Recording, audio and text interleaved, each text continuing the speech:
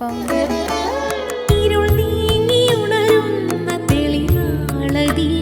ഏവർക്കും ഇന്നത്തെ സന്ധ്യാദീപത്തിലേക്ക് സ്വാഗതം.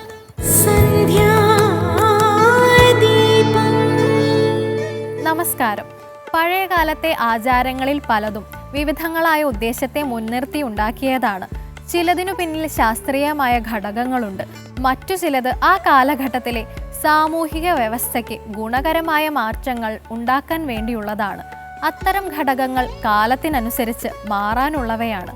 ഈ തിരിച്ചറിവോടുകൂടി വേണം ആചാരങ്ങളെ സമീപിക്കാൻ. പകൽ നമ്മുടെ കർമ്മങ്ങൾക്കെല്ലാം സാക്ഷി സൂര്യനാണ്. എന്നാൽ അസ്തമയ വേളയിൽ ലോക സംരക്ഷണം അഗ്നിയെ ഏൽപ്പിക്കുന്നു. അഗ്നിയെ സാക്ഷിയാക്കി നാം ചെയ്യുന്ന ആദ്യ കർമ്മമാണ് നാമജപം. കേൾക്കാം ഇന്നത്തെ സന്ധ്യാനാമം.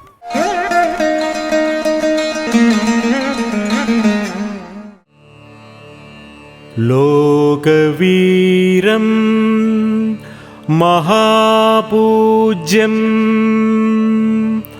സർവരക്ഷാകരം വിഭും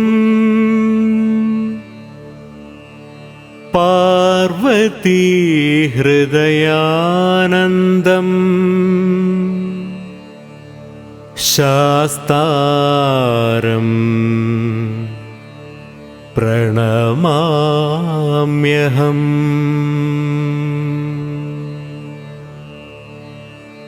വിപ്രപൂജ്യം വിശ്വവന്ദ്യം വിഷ്ണുശംഭോ പ്രിയം സുതം ക്ഷിപ്രപ്രസാദനിരതം ശാസ്താരം പ്രണമാമ്യഹം.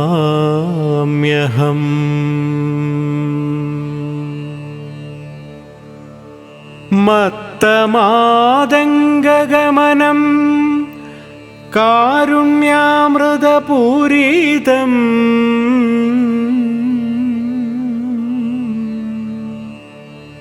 സർവവിഘ്നഹരം ദേവം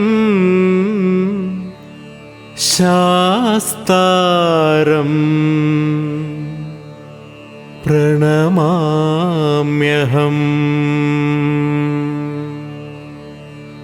അസ്മത്കുലേശ്വരം ദേവം അസ്മത് ശത്രുവിനാശനം അസ്മദ്ദിഷ്ടപ്രദാതാരം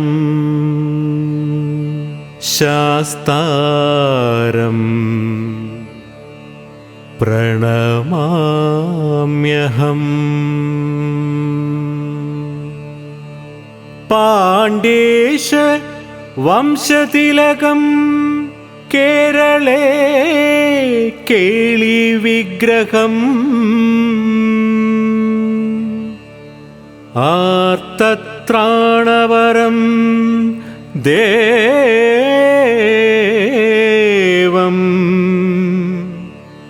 ശാസ്താരം പ്രണമാമ്യഹം.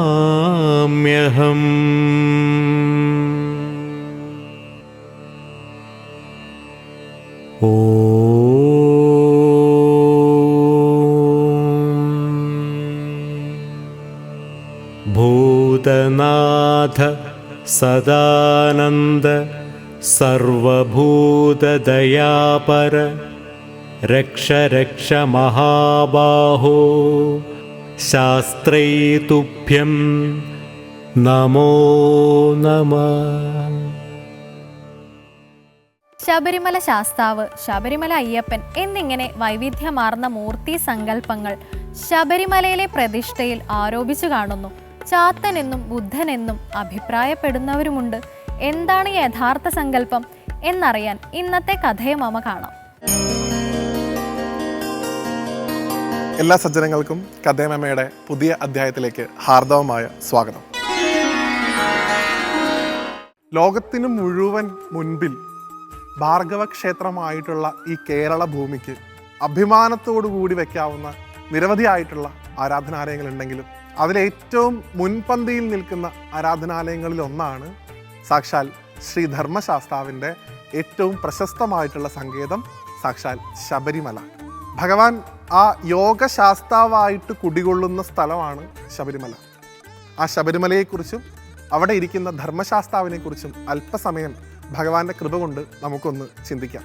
ശബരിമല എന്നാണ് ആ സ്ഥലത്തിന് പേര്. ആ പേര് വരാനുള്ള കാരണവും നമുക്കറിയാം. സാക്ഷാൽ ശ്രീരാമസ്വാമിയുടെ ഏറ്റവും വലിയ ഭക്തയായിരുന്ന വനവാസി വിഭാഗത്തിൽപ്പെട്ട ഒരു വനിതയായിരുന്ന ശബരി എന്ന താപസ കന്യക തപസ്സിരുന്ന് ഭഗവാനെ ഭജിച്ച സ്ഥലമാണ് അത്. ഭഗവാൻ സീതാന്വേഷണത്തിനായിട്ട് പോകുന്ന സമയത്ത് അവിടെ ചെന്നു എന്നും ആ താപസിയായിട്ടുള്ള ശബരിക്ക് മോക്ഷം നൽകിയെന്നും ഐതിഹ്യം പറയുന്നു.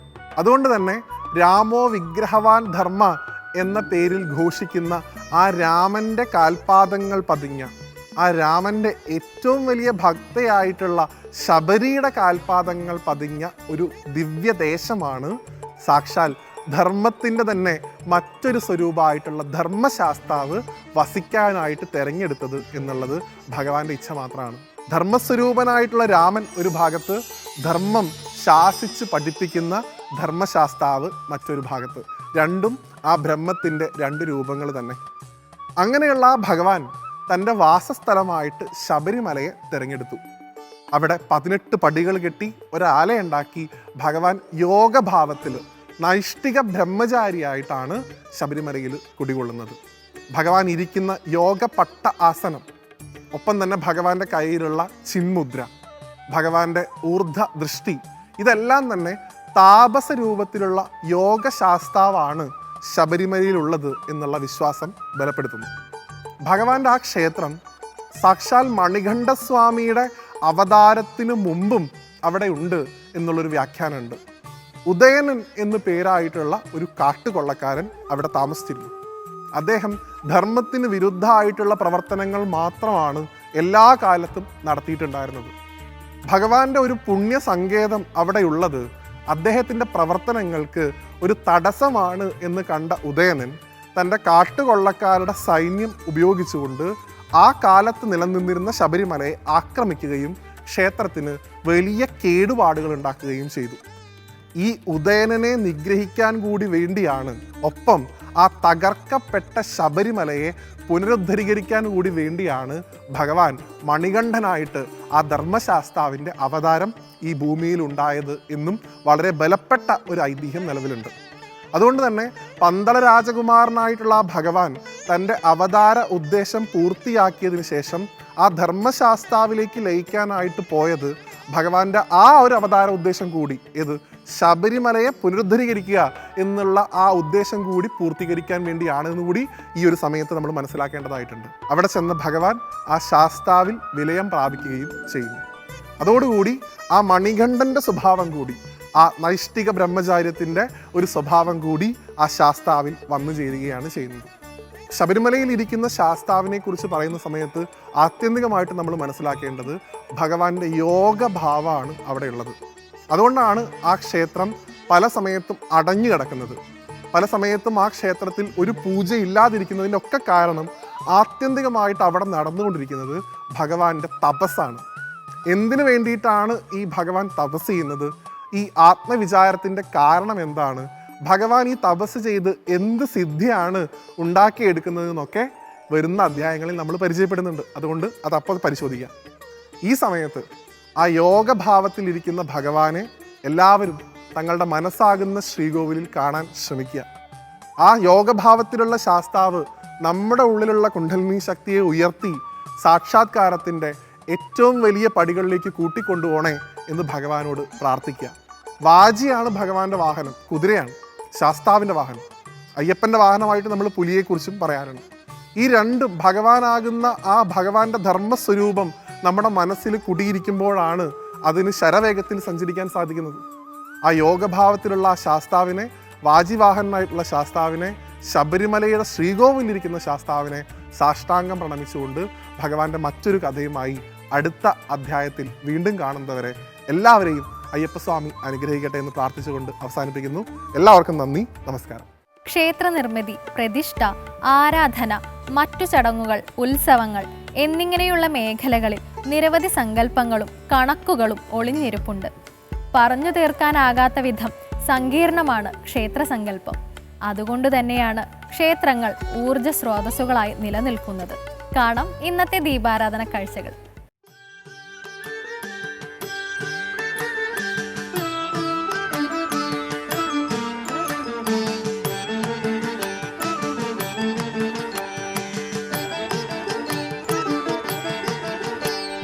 ശ്രീധർമ്മശാസ്താ പാഹി മാം, ശ്രീ ശബരിഗിരീശ പാഹി മാം.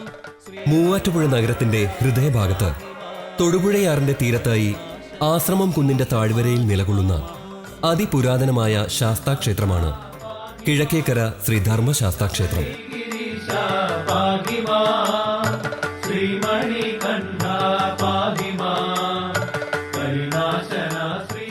പടിഞ്ഞാട്ട് ദർശനമായിട്ടുള്ള അപൂർവം ശാസ്താക്ഷേത്രങ്ങളിൽ ഒന്നാണ് കിഴക്കേക്കര ശ്രീ ധർമ്മശാസ്താക്ഷേത്രം.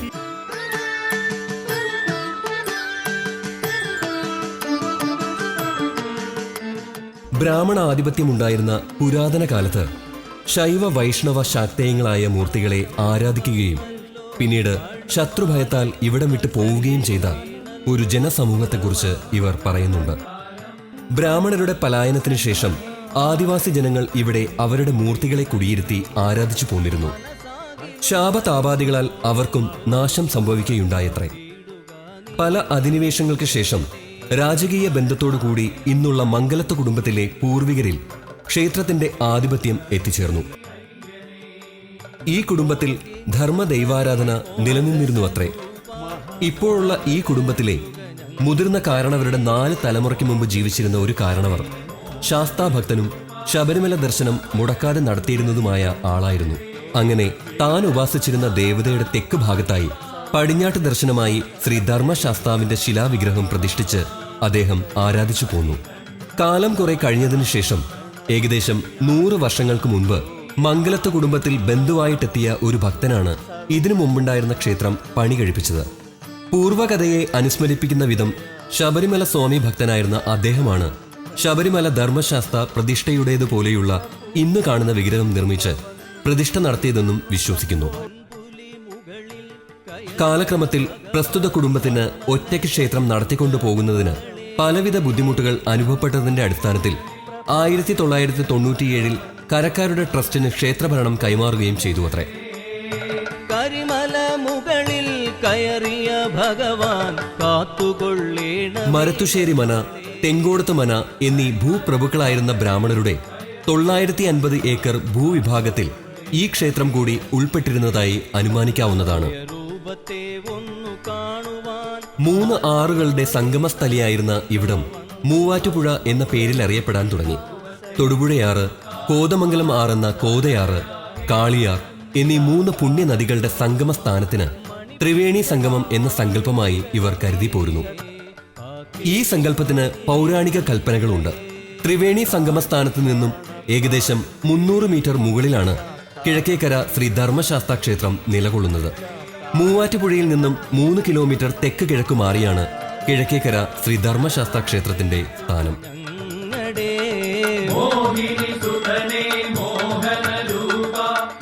ഇലവീഴ പൂഞ്ചിറയിൽ നിന്നും ഉത്ഭവിച്ച് നീലക്കൊടുവേലി എന്ന ഔഷധ സസ്യങ്ങൾ വളരുന്ന ദേശത്തുകൂടി ഒഴുകിവരുന്ന ഈ പുഴയിൽ കുളിച്ചാൽ അസുഖങ്ങൾ വരില്ല എന്ന് ഇവർ വിശ്വസിക്കുന്നു. ക്ഷേത്ര കടവ് കഴിഞ്ഞാൽ ഉത്സവത്തിന് എഴുന്നള്ളത്ത് വരുന്ന റോഡിലൂടെ മുന്നോട്ടു പോയാൽ 18-ാം പടിയായി. പുണ്യമായ ഈ 18 പടികളും കടന്നു ചെല്ലുമ്പോൾ കലിയുഗ വരദനായ സാക്ഷാൽ ശ്രീ ധർമ്മശാസ്താവിന്റെ സന്നിധിയായി. ഇഷ്ടജനങ്ങളെ സംരക്ഷിക്കുകയും ദുഷ്ടജനങ്ങളെ ശിക്ഷിക്കുകയും ചെയ്യുന്ന ആശ്രിത വത്സലനായ ശ്രീ ധർമ്മശാസ്താവിനെ സംബന്ധിച്ചും ഉപദേവന്മാരെ സംബന്ധിച്ചുമുള്ള വിശ്വാസ കഥകൾ ഭക്തജനങ്ങൾക്ക് പറയുവാൻ ഏറെയുണ്ട്.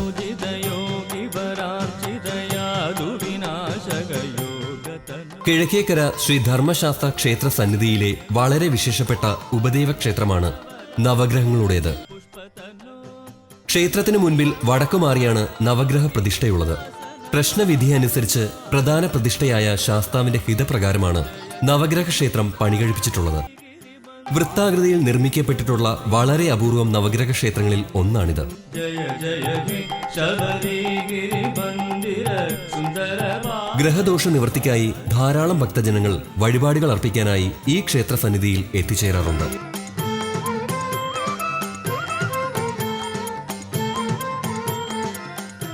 നവധാന്യങ്ങൾ കൊണ്ടുള്ള പറവയ്പ്പാണ് ഇവിടത്തെ പ്രധാന വഴിപാട്. ആദിത്യന് നെല്ല്, ചന്ദ്രന് ഗോതമ്പ്, ചൊവ്വയ്ക്ക് റാഗി, ബുധന് ഉഴുന്ന്, വ്യാഴത്തിന് കടല, ശുക്രന് ചെറുപയർ, രാഹുവിന് വൻപയർ, ശനിക്ക് എള്ള്, കേതുവിന് മുതിര എന്നിങ്ങനെയാണ് 9 ഗ്രഹങ്ങൾക്ക് സങ്കല്പിച്ചിട്ടുള്ള ധാന്യങ്ങൾ. ഈ ക്ഷേത്രം ദേശദേവതകളുമായി ബന്ധപ്പെട്ട് കിടക്കുന്നതിനാൽ പുഴക്കരക്കാവ് ദേവീക്ഷേത്രം, നരസിംഹസ്വാമി ക്ഷേത്രം, മൂവാറ്റുപുഴക്കാവ് എന്നീ ക്ഷേത്രങ്ങളിൽ പ്രധാന ഉത്സവമായ മകരവിളക്കിന് മുമ്പ് വഴിപാടുകൾ നടത്തുന്ന പതിവുമുണ്ട്. നാലമ്പലത്തിനുള്ളിൽ ശിവൻ, ഗണപതി, മാളികപ്പുറം എന്നീ ഉപദേവതകൾക്ക് സ്ഥാനങ്ങളുണ്ട്. ക്ഷേത്രത്തിന്റെ വടക്ക് ഭാഗത്ത് മുകളിലായി ഭദ്രാദേവി, വനദുർഗ എന്നീ ദേവതകൾക്ക് പ്രത്യേക ശ്രീകോവിലുകളുമുണ്ട്. സർപ്പത്തിനും പരിവാരങ്ങൾക്കും ക്ഷേത്രത്തിന്റെ തെക്കു ഭാഗത്ത് ആരൂഢമുണ്ട്. എല്ലാ വർഷവും 3 ദിവസം മകരവിളക്ക് ഉത്സവമായും മകരവിളക്ക് കഴിഞ്ഞ് 5-ാം ദിവസം ഭദ്രകാളി നടയിൽ വലിയ ഗുരുതി നടത്തി ഒരാഴ്ചത്തേക്ക് നട അടച്ചിരുന്ന പതിവുമുണ്ട്. കൂടാതെ എല്ലാ വർഷവും കുംഭമാസത്തിലെ അശ്വതി നാളിൽ താലപ്പൊലി മഹോത്സവവും നടത്തിവരുന്നു.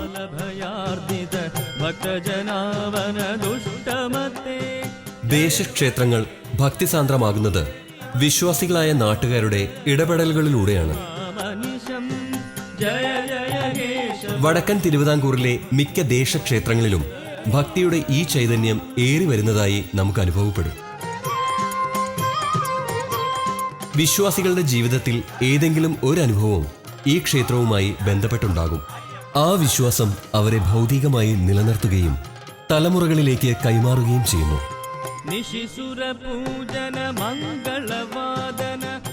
കിഴക്കേക്കര ശ്രീ ധർമ്മശാസ്ത്ര ക്ഷേത്രത്തിലും വിശ്വാസികളായ അമ്മമാരുടെ കൂട്ടായ്മ വളരെ സജീവമായി തന്നെ ക്ഷേത്രകാര്യങ്ങളിൽ ഇടപെടുന്നുണ്ട്.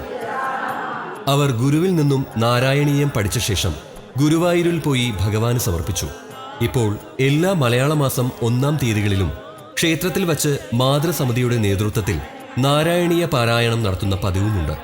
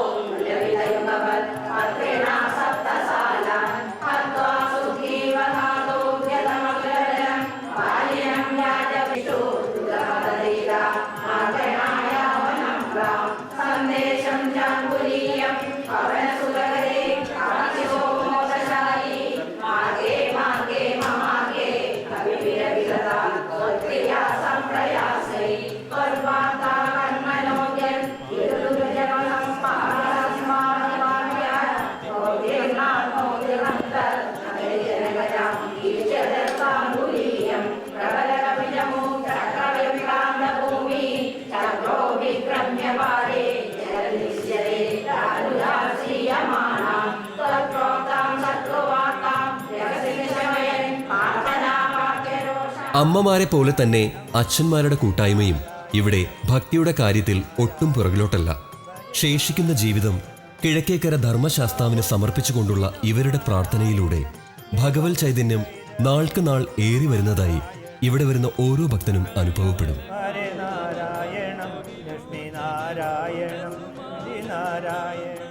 രോഗശാന്തിക്കും സന്താന സൗഭാഗ്യത്തിനും അഭീഷ്ടകാര്യ സിദ്ധിക്കും തുടങ്ങി ഭൗതിക ജീവിതത്തിൽ എന്തെല്ലാം ആഗ്രഹങ്ങളുണ്ടോ അതെല്ലാം സാധ്യതമാക്കുന്ന ഭഗവാനാണത്രേ കിഴക്കേക്കര ശ്രീ ധർമ്മശാസ്താവ്.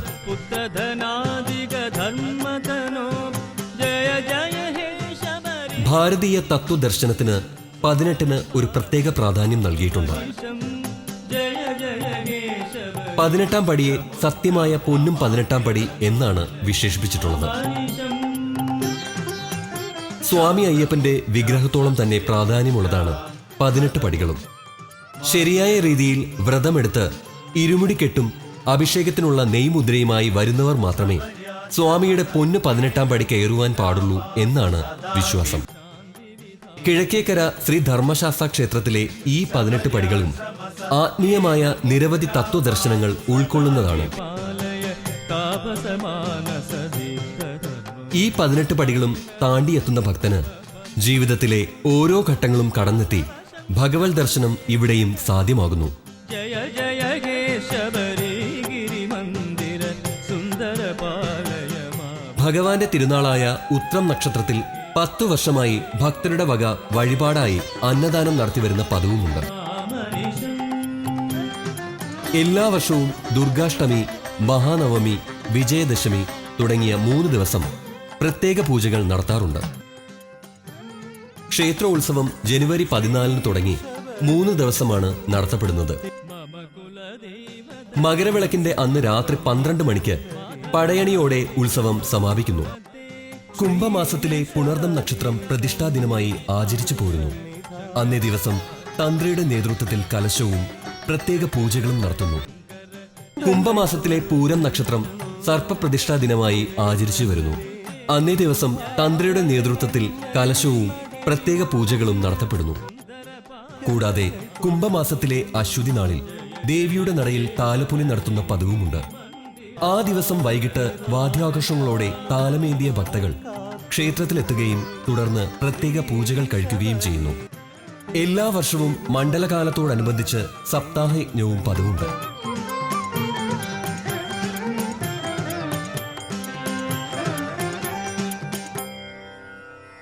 അമലമനന്ദ പദാമിത രാമ സുദീക്ഷിത സത്കവി പദ്യമിമം ശിവശബരിഗിരി മന്ദിര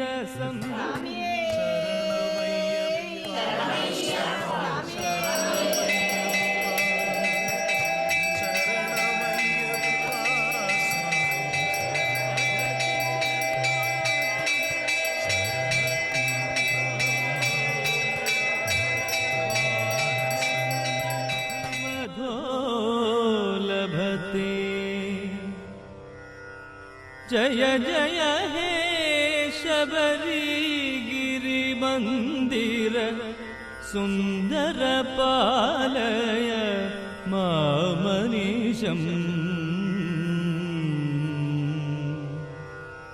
ജയ ജയ ഹേ ശബരിഗിരി മന്ദിര സുന്ദര പാലയ മാമനീശം. ജയ ജയ ഹേ ശബരിഗിരി